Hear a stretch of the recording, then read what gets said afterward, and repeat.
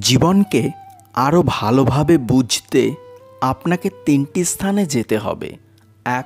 হাসপাতাল, ২. কারাগার, ৩. কবরস্থান। হাসপাতালে আপনি বুঝতে পারবেন সুস্থ ছাড়া আর কিছুই সুন্দর নয়।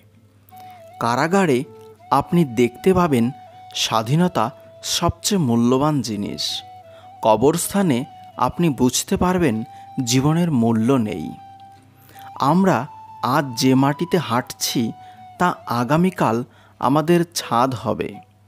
দুঃখজনক সত্য, আমরা কিছু নিয়ে আসি না এবং কিছুই নিয়ে যাব না। সমাজ কখনো মূর্খদের দ্বারা নষ্ট হয় না, সমাজ তো নষ্ট হয় শিক্ষিতদের মূর্খ আচরণের দ্বারা।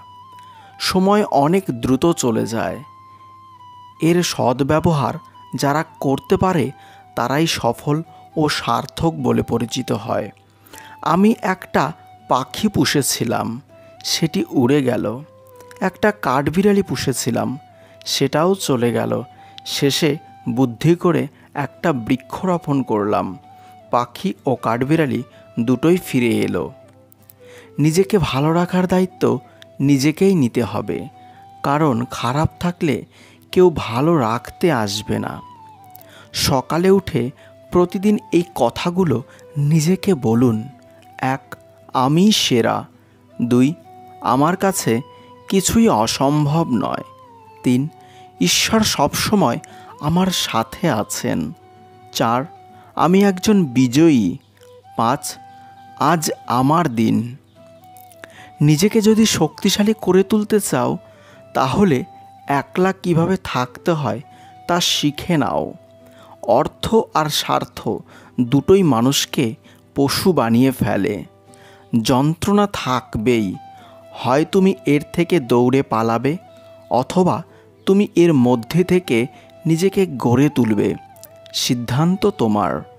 রাগ ও ঝড় দুটোই একই রকম, থেমে যাওয়ার পর বোঝা যায় কতটা ক্ষতি হয়েছে। শিক্ষক ও সময়।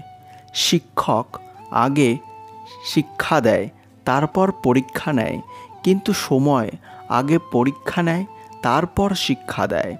বিষধর সাপের থেকেও ভয়ানক এই ৩ প্রকার নারী। ১.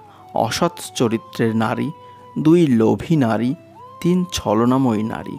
ভিডিওটি ভালো লাগলে একটি লাইক করবেন এবং চ্যানেলটি সাবস্ক্রাইব করে পাশে থাকবেন। এতক্ষণ ভিডিওটি দেখার জন্য আপনাকে অসংখ্য ধন্যবাদ।